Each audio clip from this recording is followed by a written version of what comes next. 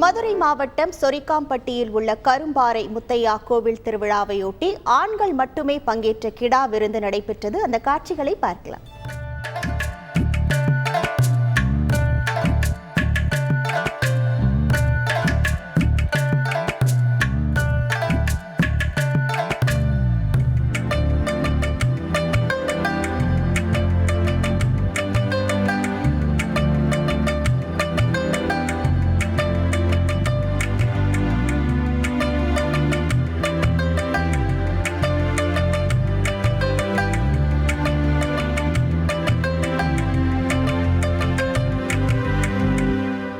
கூடுதல் தகவல்களோடு இணைகிறார் நமது செய்தியாளர் சத்யகுமார். வணக்கம் சத்யகுமார்.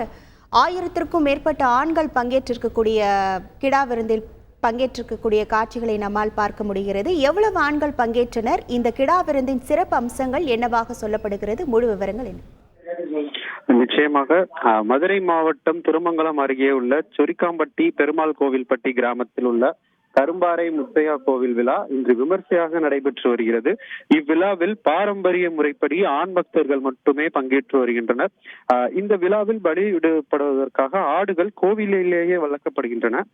இந்த ஆடுகள் மேய்ச்சலுக்காக வயல் வரப்புகளில் செல்லும் போது இந்த முத்தையா சுவாமியை தங்கள் நிலத்தில் இறைத்திடுவதாக நம்பி அதை விரட்டாமல் இருப்பது ஒரு வழக்கமாக பார்க்கப்படுகிறது.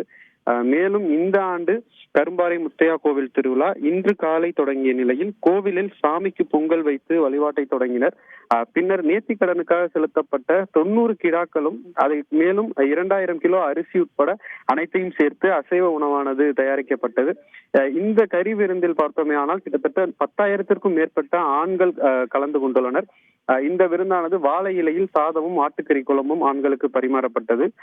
இதன் பிறகு அவர்கள் சாப்பிட்ட இலையை எடுக்காமல் அப்படியே விட்டுவிட்டு செல்வது ஒரு வழக்கம்.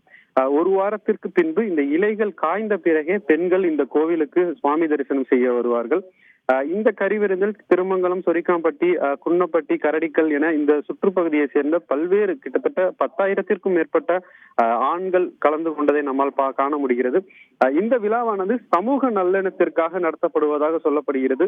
மேலும் குழந்தை வரம், வேலை வாய்ப்பு, உடல் ஆரோக்கியம் போன்ற கோரிக்கைகளை முன்வைத்து இந்த ஆடுகளை கோவிலுக்கு நேர்த்திக்கடனாக செலுத்துவது குறிப்பிடத்தக்கது. உங்கள் முழு விவரங்களுக்கு நன்றி சத்யகுமார். செய்திகளை உடனுக்குடன் தெரிந்து கொள்ள உடனே சப்ஸ்கிரைப் பண்ணுங்க.